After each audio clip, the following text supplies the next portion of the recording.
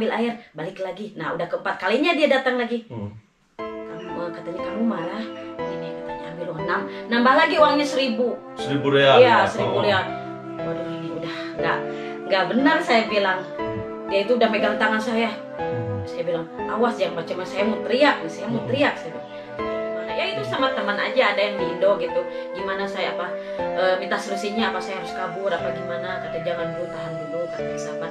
Kalau macam-macam banget dia memperkosa apa maksa. Assalamualaikum warahmatullahi wabarakatuh. Kembali lagi bersama saya Faiz Slamet. Bagaimana kabarnya sahabat-sahabat semua? Mudah-mudahan selalu dalam lindungan Allah Subhanahu wa taala. Amin ya rabbal alamin. Sahabat, pada kesempatan kali ini saya alhamdulillah bertemu dengan salah satu TKW Indonesia yang bekerja di Arab Saudi. Sahabat-sahabat, ada beberapa hal yang mungkin bisa diambil pada nantinya sesuai dengan apa yang beliau alami pada waktu awal-awal bekerja di Arab Saudi, sebagai bekal untuk para calon-calon TKW yang lain atau yang mungkin nasibnya sama dengan beliau. Maka oleh sebab itu, untuk lebih jelasnya kita perkenalkan beliau terlebih dahulu dan nanti kita sedikit bertanya-tanya kepada salah satu TKW ini. Assalamualaikum, Mbak. Waalaikumsalam warahmatullahi wabarakatuh. Dari mana aslinya? Dari Cianjur. Cianjur ya. Namanya siapa? Namanya ya di sini disebut Neng Madu aja. Neng Madu ya. Beliau dipanggil sebagai apa? Neng Madu ya. Dikenalnya Neng Madu beliau. Sudah berapa tahun di Arab Saudi? Baru jalan 4 tahun. 4 tahun ini? Iya. Langsung di kota mana pertama di Arab Saudi? Langsung kota Taif ya? Cuman di perkampungannya dulu. Di perkampungan. Iya. Daerah mana? Kayaknya daerah mana ya? Safa gitu. Jauh. Oh, daerah Safa ya. Oh, jadi beliau ternyata di daerah Safa. Daerah Safa itu daerah pedesaan atau perkampungan yang ada di kota Taif. Beliau sempat cerita kepada saya, katanya pernah mengalami hal-hal yang awalnya dia tidak duga bahwa itu akan membahayakan dirinya. Ternyata apa yang dilakukan oleh majikannya itu ada maksud lain katanya. Itu gimana, Mbak, ceritanya? Majikannya itu gimana awalnya? Ya, saya kan waktu sebelum berangkat ke sini itu sama sponsor tuh dibilang kamu terbangnya ke Riyadh katanya ya. Iya, di Riyadh. Pas saya tiba di Saudi itu dijemput langsung dari Jeddah itu, mendarat itu dari majikan itu katanya. Ya itu ya, salam perkenalan sama majikan. Terus saya dibawa langsung ke perkampungan. Ini daerah mana? Saya bilang katanya di Riyadh. Pas itu bukan daerah Riyadh, kayak di kampung gitu. Majikan tuh belum bilang bahwa saya tuh di kota Taif, enggak bilang. Udah udah hampir seminggu saya minta nelpon ke keluarga saya mau ngomong apa ini saya tuh di mana, pengen tahu ke sponsor saya, enggak diangkat teleponnya, enggak sama sekali. Terus orang tua saya suruh datang ke rumahnya sponsor, ini saya tuh di daerah mana.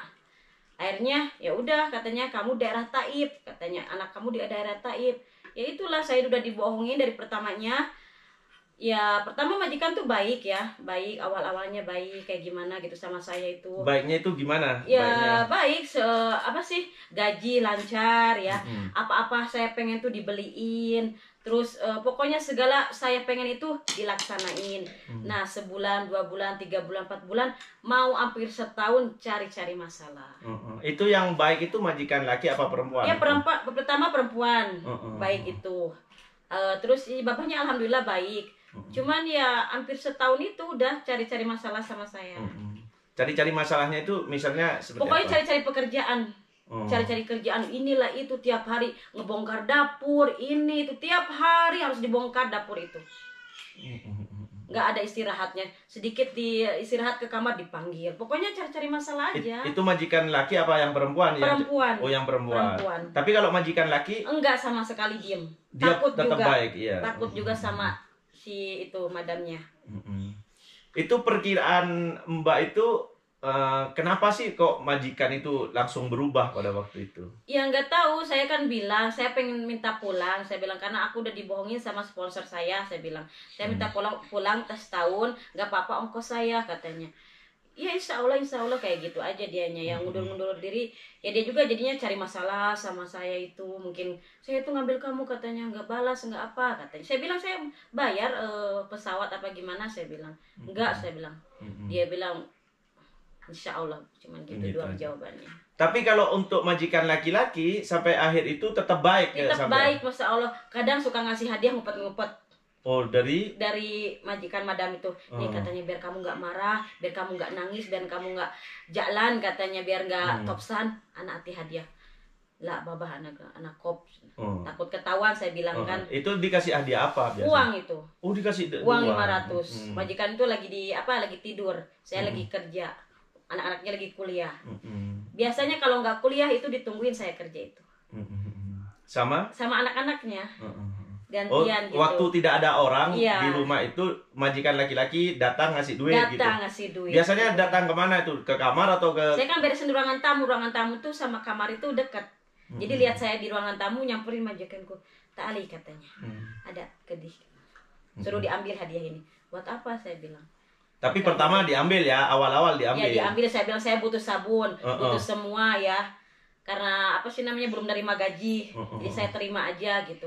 Tapi itu tanpa sepengetahuan? Tanpa sepengetahuan. Dari majikan perempuan. Terus setelah sering dikasih kan, secara sembunyi-sembunyi itu, majikan laki-laki itu gimana akhirnya? Katanya ada ini ada maunya akhirnya. Ya akhirnya pas udah hampir 5 bulan lah itu, dia tuh kata-katanya. Males katanya, katanya aku suka kamu katanya gitu. Saya bilang loh kok jadi begini, saya bilang. Tak dipikir saya takut ketahuan majikan, apa takut ada kamera yang tersembunyi gitu, pikiran saya. Enggak, saya bilang enggak mau, saya bilang. Jadi waktu majikan mengatakan apa senang ke sampean gitu, setelah sampean bilang ditakut-takutin ingin dikasih tahu ke keluarganya, apa masih ada gangguan lagi seperti itu? Nah, yang ketiga kalinya dia. Oh, berarti ada yang kedua juga? Ada, dia nyamperin ke kamar saya. Oh gitu? Lagi gosok, saya. Dia mundar mandir, majikan lagi nggak ada, ke rumah orang tuanya. Anak-anak lagi pada tidur. Karena pulang kuliah, saya ngegosok. Itu si bapak tuh mundar mandir, kenapa? Saya bilang. Saya juga deg-degan gimana ya. Terus dia balik lagi ngambil air, balik lagi. Nah, udah keempat kalinya dia datang lagi. Katanya kamu marah, nih katanya ambil uang 6, nambah lagi uangnya 1.000 real. Iya 1.000 real. Waduh, ini udah nggak benar, saya bilang. Dia itu udah megang tangan saya.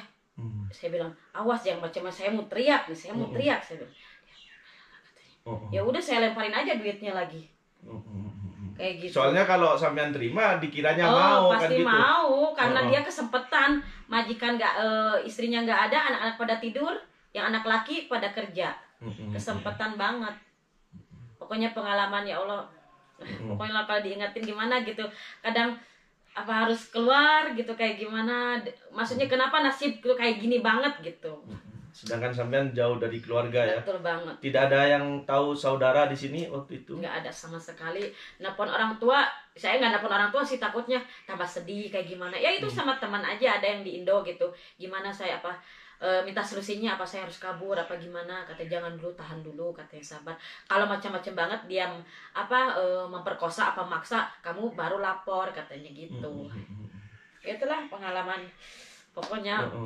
Jadi sahabat-sahabat, memang perjuangan para sahabat-sahabati kita yang ke Arab Saudi itu tidak semudah yang dibayangkan ya. Perlu pengorbanan. Iya, kayak enak gitu nerima gaji, padahal di balik itu ada kepedihan gitu ya. Tapi sampean nggak cerita ke keluarga? Enggak sama sekali, nggak cerita. Ya mungkin karena pas lihat ini pasti orang tua saya pasti tahu lah.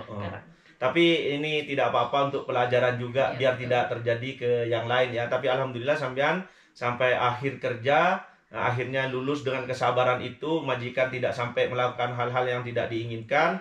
Dan sekali lagi ini pelajaran penting bagi sahabat-sahabati kita yang ingin berangkat ke sini. Jangan terlalu mudah menerima kebaikan majikan, terutama majikan laki-laki ya. Betul banget. Kalau yang majikan kita ngedeketin majikan perempuan itu aja. Jadi jangan terlalu dekat kalau dengan yang laki-laki ya. Walaupun sekali lagi banyak majikan laki-laki yang juga baik juga ya. Tidak semuanya jahat. Waktu di Riyadh saya Masya Allah, selama saya 8 tahun kerja, Masya Allah itu si Babah, Masya Allah pokoknya ya, sama saya tuh baik banget. Makanya, jadi akhirnya dari situ ke Riyadh pas ya? Ke Riyadh saya. Di Riyadh itu majikannya baik ya? Baik, Masya Allah.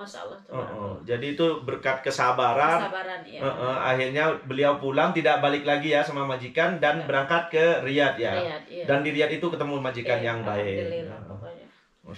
Jadi setelah sambian tolak dan tidak maulah tentang pemberian majikan, bahkan sampai dikasih 1.000, katanya sambian itu sama majikan perempuan pas istilahnya dicurigain ya. Pas akhirnya disuruh kerja terus menerus. Iya.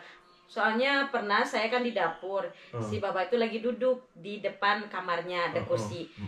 Pas si Babahnya ngeliatin mulu, nah si madamnya datang dari kamar dari situ. Oh, pas ketahuannya. Padahal saya nggak tahu, pas lagi nengok gitu, saya dengar mereka berantem. Oh gitu. Iya. Nah setelah itu pas sampean itu disuruh-suruh terus disuruh walau tiap hari itu dapur yang gede kayak gitu suruh dibongkar semua. Alasannya apa? Banyak kecoa lah, inilah katanya. Tiap hari itu harus dibongkar. Cuci semua walaupun sudah bersih. Dicuci piring semuanya. Dan diawasi waktu itu ya? Sama anak-anaknya. Duduk di ruangan tamu kan terbuka dapur itu. Jadi kelihatan si kaca itu melewati biar ketahuan si pembantu itu lagi apa. Terus perasaan sampean gimana waktu itu? Ya gimana, nangis aja, kerja itu sambil nangis saya bilang. Sambil gimana ya, majikan laki juga yang nggak bisa apa-apa, cuman diem aja. Cuman di belakang itu dia itu suka ngasih hadiah gitu, gimana gitu, sabar, tapi dia ngasih semangat juga sama saya, sabar katanya, emang si mama emang begitu katanya, gitu ngomongnya. Ya gitu aja. Tapi kalau anak dari majikan tidak ada yang besar semua. Laki-laki apa perempuan? Laki-laki sama perempuan. Tapi kalau anak majikan nggak ada yang ganggu ya? Enggak. Kalau anak majikan nggak ada yang ganggu. Tapi nggak tahu juga sih, kadang ya matanya begitu, tapi jarang kalau misalnya gimana ngomong, nggak seadanya aja gitu. Karena sampean tidak ladeni juga kan. Terus akhirnya sampean sampai berapa tahun di situ, di tempat majikan itu? Hampir 2 tahun sebulan. 2 tahun sebulan ya. Terus akhirnya dikasih pulang itu gimana majikan? Iya pulang, waktunya saya minta pulang, saya bilang saya udah habis kontrak, saya minta pulang. Ya udah katanya sabar 2 tahun, nunggu sampai sebulan, akhirnya ya dipulangin. Gaji semua dicairkan? Gaji tiap bulan lancar, alhamdulillah. Ya cuman gitu, dengan perlakuannya dia selama setahun itu berubah banget sama saya itu, cuman saya bertahan aja gitu. Iya mungkin gara-gara kejadian itu ya. Itu. Oke sahabat-sahabat, ini salah satu pelajaran penting bagi kita semua, bahwasanya tidak semua kebaikan dari majikan, khususnya majikan laki-laki nih ya, untuk TKW itu murni kebaikan. Ini yang terjadi sama Neng, yang awalnya hanya memberikan 100 real, 200 real, 500 real, tapi di akhir-akhir dia akhirnya mengganggu ya, ada ganggu. Tapi orang Arab itu kalau selama kita itu tidak mau kita melawan, maka dia tidak akan memaksa, karena dia juga takut. Hukum di sini itu Masya Allah, hukumnya hukum kuat, hukum Islam, dan sangat berat hukumannya, sehingga dia juga takut gitu. Dan akhirnya tidak ada kepikiran untuk kabur waktu itu. Enggak sama sekali. Karena bisa jadi kalau beliau itu kabur dengan perlakuan majikan perempuannya yang sering menyuruh-nyuruh. Tahan banget pokoknya majikan perempuan itu. Ya bisa jadi kalau sampean keluar ketemu dengan orang yang bukan orang baik, malah dimanfaatin gitu. Jadi kabur itu bukan solusi terbaik lah, walaupun mungkin karena terlalu terpaksa sudah ada penyiksaan mungkin ya. Tapi kalau hanya seperti itu, yang penting kita itu menolak ya. Akhirnya majikan itu juga tidak berani berani sama sekali. Karena kita juga tegas, nggak celemet gitu kan, nggak senyum-senyum, nggak. Yang penting kita tegas, terus lawan dia kalau maksudnya diancam juga dia, kalau dia macam-macam lagi saya laporin lagi ke majikan atau ke sponsor saya gitu. Apa-apa ya, nanti saya share di ini ya, biar jadi pelajaran bagi yang lain. Jadi sekali lagi sahabat-sahabat, ini hal yang penting yang patut kita jadikan pelajaran, bahwa setiap kebaikan terutama dari majikan laki-laki ke ke pembantu itu tidak semuanya itu etikatnya baik ya. Terkadang ada maksud di belakang itu. Ya. Tapi alhamdulillah Neng masih istilahnya masih bisa bertahan dan masih punya komitmen dan berani untuk membantah waktu itu ya, sehingga tidak terjadi apapun bagi Neng. Akhirnya Neng sampai selesai ya, sampai kontrak, sampai bisa pulang. Ya. Dan sahabat-sahabat perlu diketahui juga bahwa Neng Madu ini punya channel YouTube juga ya. Punya channel YouTube juga, bisa kunjungi ke beliau. Channelnya Neng Madu. Jadi tidak ada lain, sekali lagi sahabat-sahabat, supaya ini menjadi pelajaran buat sahabat-sahabat atau saudari-saudariku semua yang ingin bekerja di sini. Mudah-mudahan dari kisah Neng Madu ini bisa bermanfaat. Mungkin saya masukkan ke channel YouTube saya, nggak apa-apa Neng ya.